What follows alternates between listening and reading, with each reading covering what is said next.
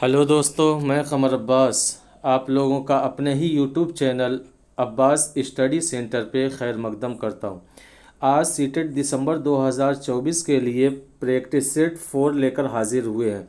इसमें कम क्वेश्चन होंगे लेकिन ज़्यादा से ज़्यादा तस्वुरात को वजाहत के साथ पेश करने की कोशिश की गई है। इसमें एक एक लफ्ज़ को और साथ साथ जो उसमें टर्म का यूज़ किया गया है क्वेश्चन में, उनको वजाहत के साथ चर्चा भी करेंगे और इसमें प्रीवियस ईयर क्वेश्चन भी शामिल हैं। और साथ साथ क्या है कि जो मुस्तकबिल में जो सीटेट 2024 होने वाला है उसमें पूछे जाने वाले के जो संभावित क्वेश्चन है उस पर भी डिस्कशन किया गया। तो चलिए क्वेश्चन पे बात करते हैं और साथ साथ ये भी बता दें कि इससे पहले 3 प्रैक्टिस सेट आप लोगों को क्या है प्ले लिस्ट में मिल जाएगी। उसमें भी बहुत महत्वपूर्ण और अहम क्वेश्चन को डिस्कशन किया गया। जिन लोगों ने वो उस वीडियो को नहीं देखा है वह क्या है कि अब्बास स्टडी सेंटर की प्ले लिस्ट सीटेट दिसंबर 2024 प्रैक्टिस सेट खोलकर आप लोग देख सकते हैं। तो चलिए क्वेश्चन पे बात करते हैं, देखते हैं कि क्या कहा जा रहा है। पढ़ने की महारत है।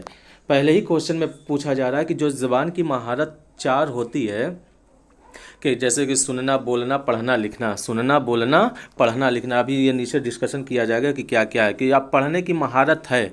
क्या लफ्ज़ों को पढ़ना है पढ़ने की महारत, या जुमलों को पढ़ना है पढ़ने की महारत, या पढ़कर समझना है पढ़ने की महारत, या रस्मुल ख़त की पहचान है पढ़ने की महारत। तो जो क्या है कि जब इंसान तबादला ख्याल करता है, अपनी बात को दूसरों तक पहुँचाता है, तो उसमें बोलना, पढ़ना, सुनना वगैरह वगैरह जो जितनी भी ज़बान की महारतें हैं सबको शामिल करता है। तो ये पढ़ने की महारत जो होती है इस यहाँ पे जो बताई जा रही है वह क्या है, पढ़कर समझना है। क्या है, पढ़कर समझना। कि इंसान जब कोई भी तालिब इल्म जब पढ़ता है तो साथ साथ केवल सरसरी निगाह से नहीं पढ़ता, उसको तो हम पढ़ना कहते हैं, लेकिन जब पढ़ने की महारत होगी, रीडिंग स्किल होगी, तो क्या है कि रीडिंग स्किल मतलब क्या, पढ़कर समझना होता है। उसके गहनता के साथ पढ़कर समझने की जब वो उसके अंदर तफहीम हो जाती है तो क्या होती है, पढ़कर समझना होती है। ये क्या है, पढ़ने की महारत क्या है, पढ़कर समझना है। केवल लफ्ज़ों को पढ़ना नहीं, केवल जुमलों को पढ़ना नहीं, या रस्मुल ख़त की पहचान नहीं, बल्कि क्या है, पढ़ने की महारत क्या होती है, पढ़कर समझना होता है। तो ठीक, अगले क्वेश्चन में कहा जाए, आप देखिए यहाँ पे क्या है कि अब पढ़ना क्या होता है, सुनना क्या होता है, इस सब के चीज़ों के बारे में बात की जा रही है। कि पढ़ना ज़बान की 4 महारतों जैसे कि सुनना, बोलना, पढ़ना, लिखना। कभी कभी सीटेट के एग्ज़ाम में क्या है कि इसको क्रमबद्ध पूछ देता है, सिस्टमेटिक पूछ देता है, तरतीब पूछ देता है, इसमें उल्टे सीधे रहता है। तो क्या है, सबसे पहले क्या है, इंसान सुनता है, फिर बोलता है, पढ़ता है, फिर लास्ट में सबसे बाद में क्या करता है, वो लिखना शुरू करता है। तो ये ज़बान की 4 महारतें होती हैं। 4 क्या है, पढ़ना ज़बान की 4 महारतों सुनना, बोलना, पढ़ना और लिखना में से एक है। यह बामकसद और सोच पर मबनी अमल है। यह बामकसद यानी पढ़ना क्या होता है, बामकसद होता है, और क्या है कि इससे क्या है, मंतकी सोच का विकास होता है, नशोनुमा होता है बच्चे की, जो पढ़ने के दौरान मानी फहमी और तख़य्युलाती महारतें पैदा करती है। यानी जो इंसान जब किसी पैराग्राफ, किसी मतन को पढ़ता है तो साथ साथ उसकी मानी को भी समझता है, और उससे उसको क्या है कि क्रिएटिविटी थिंकिंग और लॉजिकल थिंकिंग, ये सब सारी की सारी महारतें क्या होती है, पैदा होती हैं। यह सिर्फ पढ़ने का अमल नहीं है बल्कि मवाद को समझने का अमल है। पढ़ना क्या है, केवल मतनों को पढ़ने का अमल नहीं है, मतनों को पढ़ने का अमल नहीं है, बल्कि क्या है, मवाद को समझने का भी अमल है। तब जाकर हम कहेंगे कि क्या है, उसको पढ़ने की महारत हासिल हो चुकी है। अब देखिए कि एग्ज़ाम पॉइंट ऑफ व्यू से ये बहुत ही अहम है कि अहम नुकात क्या है कि पढ़ने की महारत की नशोनुमा में उस्ताद तलबा को सिर्फ हुरूफ तहज्जी का इल्म नहीं देता है बल्कि मतनी मवाद को समझना एक अहम हिस्सा है। उस्ताद जब क्लासरूम में बच्चों को क्या है कि ज़बान की महारतों का इल्म देता है, तो क्या है, सुनना सिखाता है, बोलना सिखाता है, पढ़ना सिखाता है, लिखना सिखाता है, तो क्या है, किस तरीके से सुना जाए, किस तरीके से बोला जाए, किस तरीके से पढ़ा जाए, किस तरीके से लिखा जाए। तो यहाँ पे जो पढ़ने की महारत की नशोनुमा जब उस्ताद क्लासरूम में करता है तो केवल अल्फ़ाबेट्स या हुरूफ तहज्जी यानी अलिफ बे वगैरह का इल्म नहीं देता, बल्कि जो मतनी मवाद हैं, जो रीडिंग मटेरियल है उसको समझ कर पढ़ने की कुव्वत या सलाहियत की नशोनुमा करने की कोशिश करता है। तो यहाँ पे देखिए पढ़ने की महारत क्या है कि उस्ताद सिर्फ हुरूफ तहज्जी का इल्म नहीं देता बल्कि क्या है, मतनी मवाद को समझना भी इसका एक अहम हिस्सा है। ज़हनी अमल को गैर फ़आल से फ़आल तक पढ़ने के काबिल बनाता है। पढ़ने के दौरान हमारा जहन जो क्या है इनएक्टिव रहता है उसको क्या एक्टिव कर देता है। वो क्या है कि उसमें सोचने समझने तख़य्युलात करने मंतकी सोच करने की क़ुव्वत क्या है जागरूक या विकसित हो जाती है। तो ये क्या है कि जहनी अमल को जो गैर फ़आल है उसको फ़आल तक पढ़ने के काबिल बनाता है। कौन? पढ़ना। तफ़हीम के साथ तालिब इल्म मतनी मवाद के साथ ताअम्मुल करता है। अब क्या है जो मतनी मवाद रीडिंग मटेरियल जो होते हैं साथ साथ उसको तो पढ़ता ही पढ़ता है और उसकी तफ़हीम भी करता है, उसकी अंडरस्टैंडिंग भी करता है, उसके अवबोध भी करता है, बोध भी करता है, तफ़हीम भी करता है। कौन? तलबा। पढ़ते के साथ साथ और तो उसके जो रीडिंग मटेरियल है उसकी तफ़हीम भी करता है। तो यहाँ पे ये भी ऑप्शन दिया गया। ठीक। और फिर उसके बाद क्या है कि तफ़हीम तालिब इल्म में नए तसव्वुरात की तश्कील का बाइस बनता है। जो तफ़हीम होती है, जो अंडरस्टैंडिंग होती है, जब बच्चा उस मतन को पढ़ने के बाद जो फ़हम करता है, जो तफ़हीम करता है, उससे क्या है कि नए तसव्वुरात, नए कॉन्सेप्ट के निर्माण की वजह बनता है। वही तफ़हीम। तालिब इल्म के ज़ख़ीरे अल्फाज में इजाफ़ा होता है। यानी पढ़ने से क्या होता है? तालिब इल्म के ज़ख़ीरे अल्फाज में इजाफ़ा भी होता है। तालिब इल्म की मंतकी सोच की नशोनुमा होती है, जो लॉजिकल रीज़निंग होती है, जो लॉजिकल थिंकिंग होती है, पढ़ने से क्या है कि ये इन सलाहियतों की भी नशोनुमा होती है। फिर क्या है कि नए इल्म को पिछले इल्म से जोड़ने की सलाहियत पैदा होती है। जब पढ़ना होता है, जब इंसान पढ़ता है तो पढ़ने के साथ साथ क्या है कि जो उसका पूर्व ज्ञान होता है, वर्तमान में जो ज्ञान प्राप्त करता है, यही बताने की कोशिश की गई कि उसका जो पिछला इल्म है और साथ साथ जो नया इल्म हासिल कर रहा है उसको जोड़ने की सलाहियत पैदा होती है। किससे? पढ़ने से। ठीक। और फिर क्या, पढ़ने का मतलब सिर्फ रस्मुल ख़त का इल्म नहीं है, बल्कि पढ़ना एक पेचीदा इल्मी अमल है। यह क्या है? कॉम्प्लेक्स एक्टिविटी है। कौन? यही पढ़ना। केवल रस्मुल ख़त अल्फ़ाबेट्स वगैरह का इल्म ही नहीं, बल्कि क्या है कि ये एक पेचीदा इल्मी अमल है। ठीक। और फिर उसके बाद क्या है कि अगला क्वेश्चन यहाँ से शुरू हो रहा है कि इस वाले क्वेश्चन में कहा जा रहा है कि ज़िमनी पढ़ने के मवाद,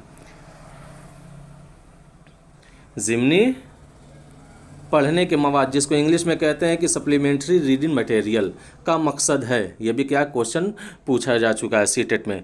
ज़िमनी पढ़ने का मवाद, सप्लीमेंट्री रीडिंग मटेरियल का मकसद क्या है? ज़बान के उसूल सिखाना है, उस्ताद की मदद से बच्चों को पढ़ना सिखाना है, जल्दी पढ़ने की सलाहियत पैदा करना है, या हम जमातों की मदद से पढ़ना सिखाना है। तो ज़िमनी पढ़ने के मवाद यानी सप्लीमेंट्री रीडिंग मटेरियल जो होता है, इसका मकसद जो होता है कि वो क्या है, जल्दी पढ़ने की सलाहियत पैदा करना है। बच्चों में क्या है कि फ्लुएंसी लाना, जल्दी पढ़ने की सलाहियत पैदा करता है। कौन? ज़िमनी पढ़ने का मवाद, सप्लीमेंट्री रीडिंग मटेरियल। अब ये क्या होता है इसके बारे में थोड़ा बहुत जानकारी ले लेते हैं कि मतन को समझने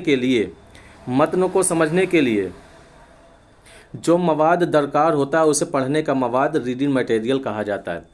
जो असबाक होते हैं, जो उसमें मवाद जो होते हैं, जो विषय वस्तु होती है, वो क्या कहलाती है? रीडिंग मटेरियल कहलाती है। जैसे कि क्या है कि एक पुस्तक है, उसमें क्या है, कोई गांधी जी का सबक है, तो ये क्या है कि वो रीडिंग मटेरियल गांधी जी का जो क्या है कि वो मवाद उर्दू में मवाद कहा जाएगा और रीडिंग मटेरियल उसको इंग्लिश में कहा जाएगा और हिंदी में उसको विषय वस्तु कहा जाएगा।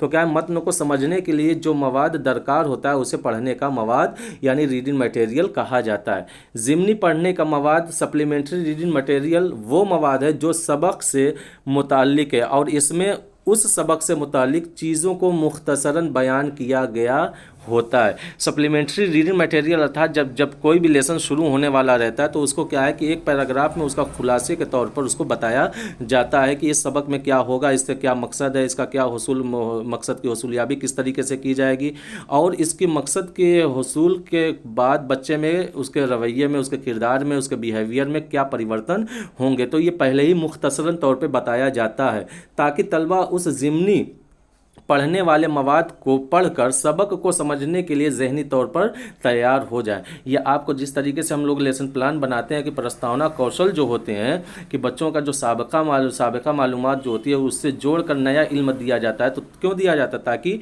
बच्चे उससे आगे आने वाले असबाक के इल्म के लिए अपने आप को जहनी तौर से आमादा कर लें। तो वही क्या है कि ज़िमनी पढ़ने का मवाद क्या होता है? वो मवाद होता है जो सबक से मुताल्लिक होता है और जिसमें उस सबक से मुताल्लिक चीज़ों को मुख्तसरन बयान किया गया है ताकि तलबा उस ज़िमनी पढ़ने वाले मवाद को क्या पढ़कर सबक को समझने के लिए जहनी तौर पर तैयार हो सके।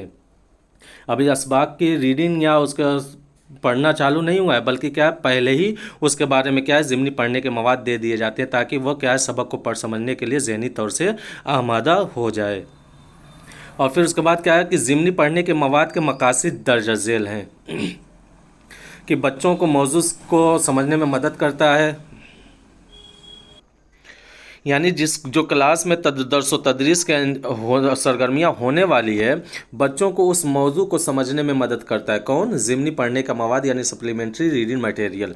और फिर उसके बाद दूसरा जो मकसद है कि पढ़ाने में उस्ताद की मदद करता है। जो दर्स व तदरीस के जो काम होते हैं उसमें क्या उस्ताद की मदद भी करता है। कौन? ज़िमनी पढ़ने के मवाद। और फिर जो तीसरा मकसद है क्या है कि बच्चों को अपना तज्ज़िया करने में भी मदद करता है। बच्चों ने क्या सीखा, किस तरीके से सीखा, क्या कमी रह गई है, क्या कमज़ोरियाँ रह गई है, क्या खुसूसियत है उस असबाक की, और कितना समझ में आया, कितना समझ में नहीं आया, ये सारे के सारी चीज़ों को लेकर अपने आप का तज्ज़िया करने में भी मदद करता है। कौन? ज़िमनी पढ़ने के मवाद। चौथा जो मकसद है क्या है कि बच्चों को तालीम की दूसरी शक्लों से जोड़ने में भी मदद करता है। बच्चे जो इल्म हासिल कर रहे हैं और साथ साथ जो नया इल्म हासिल करने के लिए आमादा हो रहे हैं, पुराने इल्म को नए इल्म से जोड़ने के लिए भी आमादा करता है। कौन? ज़िमनी पढ़ने के मवाद। तो ये सारे के सारे क्या थे कि वो सप्लीमेंट्री रीडिंग मटेरियल के मकसद थे। और यहाँ से क्या है कि अब दूसरा क्वेश्चन शुरू हो गया है कि तालीमी अमल के तशख़ीस के हवाले से आप किस बात से इत्तेफाक करेंगे। जो शिक्षा के क्षेत्र में, एजुकेशनल फील्ड में जो इवेलुएशन होता है, तशख़ीस होता है, उस हवाले से आप क्या किस पॉइंट पे आप इत्तेफाक करेंगे। तो इस तरीके से के भी आपको क्वेश्चन देखने को मिलते हैं कि क्लास 8 तक तलबा को फेल न करने के इंतज़ाम की वजह से तलबा सीखने के काबिल नहीं है। यानी ये जो बताया जा रहा है कि 1 से लेकर 8 तक बच्चों को फेल ना किया जाए, ये जो कॉन्सेप्ट दिया गया है, ये जो पॉलिसी बनाई गई है, ये एक वजह है बच्चों को न सीखने के काबिल बनाने की। क्या आप इससे सहमत हैं? क्या फिर दूसरा जो कहा जा रहा है कि इम्तिहान और नाकामी का खौफ दर हकीकत बच्चों के लिए हौसला अफजाई का काम करती है। जब बच्चों का इम्तिहान आने वाला है कि इम्तिहान में फ़ेल हो जाएंगे, इन दोनों का खौफ जो होता है बच्चों की हौसला अफजाई करता है कि आप तैयारी करें। क्या इससे मुत्तफ़िक होंगे? क्या तीसरे ऑप्शन से मुत्तफ़िक होंगे कि बच्चों को पास या फेल करना दरअसल निज़ामी कामयाबियों का नाकामियों का ज़िम्मेदार बच्चों पर डालना है। तो क्या है कि बच्चे जो फेल होते हैं, पास होते हैं, दरअसल क्या है कि ये निज़ाम फेल होता है या निज़ाम कामयाब होता है। क्या इस पे जाएंगे? और साथ साथ कि क्या है कि बच्चे जो फेल हुए हैं कि बच्चों के फेल होने की वजह से पूरा का पूरा निज़ाम नाकाम हुआ है। क्या इससे सहमत होंगे? तो फिर उसके बाद क्या है कि चौथे ऑप्शन में कहा जा रहा है कि 8वीं जमात तक फेल होने वाले तलबा की फराहमी की वजह से मुल्क में तालीम का मेयार गिर रहा है। 1 से लेकर जो 8 तक के बच्चा जो है वह क्या है कि बार बार फेल हो रहे हैं, जिसकी वजह से हमारे मुल्क की जो क्या है कि एजुकेशनल रेशियो जो है क्या है कि ये गिर रही है। क्या इससे मुत्तफ़िक होंगे? तो जो तालीमी अमल की तशख़ीस के हवाले से अगर आप गौर करेंगे तो इसमें तीसरा ऑप्शन आपको सही मिलेगा कि जो बच्चों को पास या फेल करना दरअसल निज़ामी कामयाबी जो इन मुंतज़मीन होते हैं उनकी नाकामियों का ज़िम्मेदार बच्चों पर डालना है। बल्कि क्या है कि जब बच्चे फेल होते हैं तो पूरा का पूरा निज़ाम फेल होता है, पूरा का पूरा सिस्टम फेल होता है। इसी वजह से कहा जाता है कि बच्चे का फेल होना मतलब क्या है कि पूरे तालीमी निज़ाम का फेल होना। तो क्या है कि आप किससे मुत्तफ़िक होंगे? बच्चों के ये तीसरे ऑप्शन से मुत्तफ़िक होंगे। अब देखिए कि जो तशख़ीस का मकसद क्या होता है। जो हम क्या है कि एजुकेशनल फील्ड में तालीमी अमल में जो क्या है कि तशख़ीस या इवेलुएशन करते हैं उसका वास्तव में मकसद क्या होता है। तो जो हम इवेलुएशन या असेसमेंट बच्चों का करते हैं तो सर्वप्रथम क्या देखते हैं? सबसे पहले देखते हैं कि इसकी वजह से जो बच्चे के बिहेवियर या रवैये में होने वाली तब्दीलियों से आगाह करना है। तशख़ीस से क्या है कि इवेलुएशन से हमें इस बात का पता चलता है कि बच्चे के बिहेवियर में कौन सी तब्दीलियां हुई हैं, उनके एप्टीट्यूड किस तरीके से बदला है, उसकी लर्निंग किस तरीके से नशोनुमा की हुई है। तो इन सारी चीज़ों के बारे में इल्म हासिल होता है। किसके ज़रिए से? तशख़ीस के ज़रिए से। सीखने के मकासद किस हद तक हासिल किए गए हैं इसके बारे में भी मालूमात देता है। कौन? तशख़ीस के ज़रिए हमें ये इस बात का भी पता चलता है कि जिस मकसद को लेकर हम दर्स व तदरीस का काम अंजाम दे रहे हैं उस मकसद को कहाँ तक हासिल हमने किया है, उसमें कौन सी कमियां रह गई हैं, कौन सी उसमें उसको कमियों को किस तरीके से दूर किया जाए। क्या है कि मुख्तसरन ये कहा जाए कि जो सीखने के मकासद जो होते हैं, हर बच्चा जो कोई भी चीज़ सीखता है तो उसके पीछे कोई ना कोई मकसद होता है। तो तशखीस या इवैल्यूएशन के ज़रिए हमें इस बात का पता चलता है कि जो क्या है कि वो आमोजिश कर रहा है, जो सीख रहा है, वह सीखना जो मकसद लेकर आया है उस मकसद की तकमील कहाँ तक हुई है, ये किससे पता चलता है? तशखीस के ज़रिए पता चलता है। फिर उसके बाद क्या है, तदरीस के तरीके कितने कारआमद और मुअस्सर हैं, इसकी जानकारी भी होती है। किसके ज़रिए? तशखीस के ज़रिए। जो टीचर क्लासरूम में दर्स व तदरीस का काम या तरह तरह के तरीक़ेकार का इस्तेमाल कर रहा है, जैसे कि कभी लेक्चर मेथड का प्रयोग कर रहा है, कभी प्रोजेक्टिव टेक्निक का प्रयोग कर रहा है, कभी क्या है वाद विवाद या डायलॉग मेथड का प्रयोग कर रहा है, कभी क्या है कि प्लेवे मेथड का प्रयोग कर रहा है। तो इस तरीके से जितने भी तरीक़ेकार हैं जिसका इस्तेमाल वो क्या है दर्स व तदरीस में कर रहा है, वो तरीक़ेकार कहाँ तक कारआमद हुए और इफ़ेक्टिव या मुअस्सर हुए, इसकी जानकारी भी कौन देता है? तशखीस देता है। तालीमी अमल का जायज़ा लेकर बच्चों को पास करना और दरअसल निज़ामी नाकामियों का ज़िम्मेदार बच्चों पर डालना है। इसी वजह से कहा जा रहा है कि क्या है कि उस दर्स व तदरीस की कमियां होती है, तरीक़ेकार की कमियां होती है, वो मुअस्सर नहीं होती है, जिसकी वजह से बच्चे फ़ेल हो जाते हैं। हम ये कहते हैं कि बच्चा फ़ेल हो गया, पूरा का पूरा निज़ाम फ़ेल होगा। क्यों? क्योंकि हमारे तरीक़ेकार में कमज़ोरियाँ थी, हमारे तरीक़ेकार या टीचिंग मेथड इफ़ेक्टिव नहीं थे, मुअस्सर नहीं थे, जिसकी वजह से बच्चा सीख नहीं पाया और जब सीख नहीं पाया है तो वो क्या है कि वो नाकाम हो गया है। तो वो जो ऑप्शन में पूछा गया था वो क्या है? यही था। असातिज़ा की कारकर्दगी और कामयाबी की पैमाइश भी करता है कौन? तशखीस। जब वो बच्चे को पढ़ाता है तो वो भी क्या है, एक मकसद को लेकर जाता है कि किस तरीके से बच्चों को कहाँ तक हमें पढ़ाना है, इसकी भी पैमाइश कौन करता है? तशखीस करता है। तो क्या है कि ये सब के सब क्या थे? वो तशखीस के मकासद थे। और फिर आगे भी क्या है कि निसाब में तरमीम और बेहतरी सिर्फ तशखीस के ज़रिए की जा सकती है। जो हमारा करिकुलम चेंज होता है, जो क्या है परिवर्तन, जो पाठ्यक्रम में परिवर्तन होता है, निसाब में तरमीम जो होता है उसकी बुनियादी क्या बनती है? तशखीस बनती है। हम इवेल्यूएशन के ज़रिए हम क्या है कि वर्तमान में होने वाले परिवर्तनों के बारे में जानकारी लेते हैं और साथ साथ उसमें निसाब में कौन से विषय वस्तुओं को, कौन से मवाद को सम्मिलित करना है, कौन से मवाद को निकालना है, तो उसको क्या है उसमें तरमीम करते हैं। जैसे कि एक मिसाल ले लिया जाए, आज के निसाब में ज़्यादा से ज़्यादा क्या है टेक्नोलॉजी पे ज़्यादा से ज़्यादा जोर दिया जा रहा है। जहाँ देखो क्या है टेक्नोलॉजी को क्या है हर एक विषय के रूप में पढ़ाया जा रहा है। पहले के आज से 20 साल के पहले हमारे बीच टेक्नोलॉजी इतनी विकसित नहीं थी, लेकिन क्या आज की समाज की ज़रूरत है। और ये पता कैसे चला है? हमें तशखीस के ज़रिए पता चला है। और बेहतरी सिर्फ तशखीस के ज़रिए ही की जाती है। निसाब में तरमीम और निसाब की बेहतरी सिर्फ और सिर्फ किसके ज़रिए की जा सकती है? वो तशखीस यानी इवेल्यूएशन के ज़रिए की जा सकती है। तशखीस का मकसद तभी मानी खेज है जब तशखीस से पहले तशखीस और तदारुक की तालीम को आसानी से नाफिज किया जा सके। तशखीस कब मानी खेज होगा, इफ़ेक्टिव होगा, मुअस्सर होगा?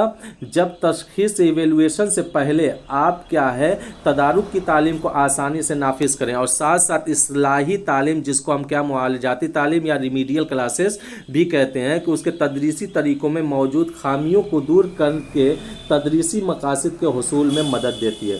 तशखीस के ज़रिए हमें नाकामियों का पता चलता है, कामयाबियों का भी पता चलता है, और जो नाकामी या कमज़ोरियों का जो पता चलता है उसको क्या है इस्लाही तरीक़े तदरीस यानी रिमीडियल क्लासेस, मुआलजाती तरीक़े तदरीस के ज़रिए उसको क्या है कि उस खामियों को दूर किया जाता है। ठीक। और फिर उसके बाद यहाँ से क्या है कि अगला क्वेश्चन शुरू हो होगा कि लिखने की सलाहियत को बोलने, सुनने और पढ़ने की सलाहियत के साथ मिलकर तैयार किया जाना चाहिए। लिखने की सलाहियत को यानी रीडिंग स्किल, वो राइटिंग स्किल जो होती है क्या है, इसको बोलने, सुनने और पढ़ने की सलाहियत के साथ मिलकर तैयार किया जाना चाहिए। ये ख्याल बिल्कुल गलत है।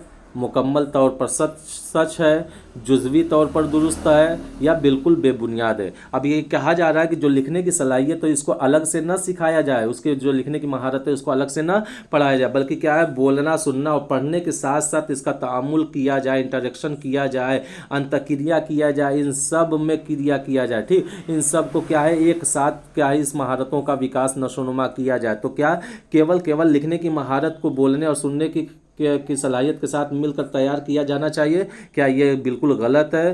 क्या ये मुकम्मल तौर पे सही है, या जुज़वी तौर पे सही है, या बिल्कुल बेबुनियाद है? तो इसका जो सही जवाब होगा वह क्या होगा? ऑप्शन नंबर 2, यानी मुकम्मल तौर पर सच है कि लिखने की सलाहियत की जो नशोनुमा होनी चाहिए वो बोलने के साथ भी होनी चाहिए, सुनने के साथ भी होनी चाहिए, पढ़ने के साथ भी होनी चाहिए। सारी की सारी महारतें जो होती है ज़बान की ये साथ में होती है, कभी जुज़वी तौर पर नहीं होती। तो चलिए उसको डिटेल जानने की कोशिश करते हैं कि इंसान अपने ख़यालात का तबादला बुनियादी तौर पर 4 अमलों यानी सुनना, बोलना, पढ़ना और लिखना पर मुनहसिर है। ज़बान से मुतालिक इन 4 अमलों को आसानी से इस्तेमाल करने की सलाहियत को ज़बान की महारत कहते हैं। ज़बान की महारत किसको कहते हैं? कि उसको क्या है, बोलना आ जाए, सुनना आ जाए, लिखना आ जाए, पढ़ना आ जाए। जब इनमें क्या है कि वह सलाहियत हासिल कर लेगा तो हम ये कहेंगे कि ज़बान की महारत उसको हासिल हो गई है। तो यानी ज़बान की महारत क्या है कि सही तरीके से सुनना, बोलना, पढ़ना, लिखना, यह क्या है कि इन 4 अमलों को आसानी से इस्तेमाल करने की सलाहियत जब उसके अंदर क्या है विकसित हो जाए तो उसको क्या बोला जाता है? ज़बान की महारत है। ठीक, अभी देखिए कि ये सिफारिश की जाती है कि ज़बान की उन मुख्तलिफ महारतों को मरबूत तरीके से सिखाया जाए, यानी मरबूत तरीके से सिखाया जाए। जो 4 ज़बानें जैसे सुनना, बोलना, पढ़ना, लिखना है, इन चारों महारतों को एक दूसरे से रब्त देकर सिखाया जाए, क्योंकि ये 4 महारतें एक दूसरे से बहुत जुड़ी हुई होती है। सुनना बोलना से जुड़ा होता है, बोलना पढ़ना से जुड़ा होता है और पढ़ना लिखना से जुड़ा होता है। ये 4 की चारों आपस में एक दूसरे से जुड़ी हुई होती है, एक दूसरे से मुख्तलिफ नहीं है। इसी वजह से ये कहा जाता है कि क्या है कि ये सिफारिश की जाती है कि ज़बान की इन मुख्तलिफ महारतों को मरबूत तरीके से सिखाया जाए, यानी एक दूसरे से रब्त देकर सिखाया जाए, क्योंकि ये 4 महारतें एक दूसरे से बहुत जुड़ी होती है।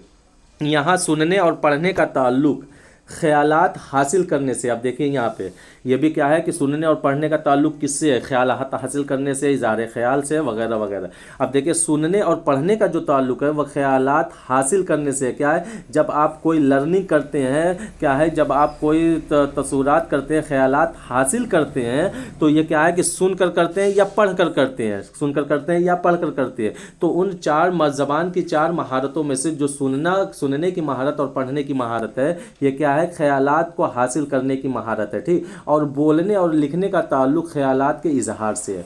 बोलने और लिखने का ताल्लुक किसके है?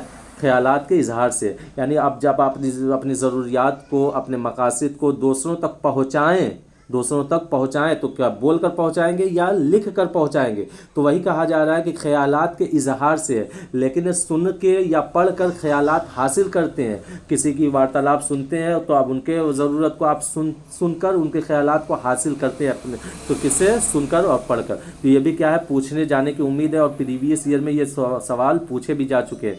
सुनने और पढ़ने का ताल्लुक किससे है? ख्यालात हासिल करने से है। या और बोलने और लिखने का ताल्लुक किससे है? ख्यालात के इजहार से। तो ठीक, ये तो यहाँ पे ये ऑप्शन क्लियर हो जाएगा आप लोगों का।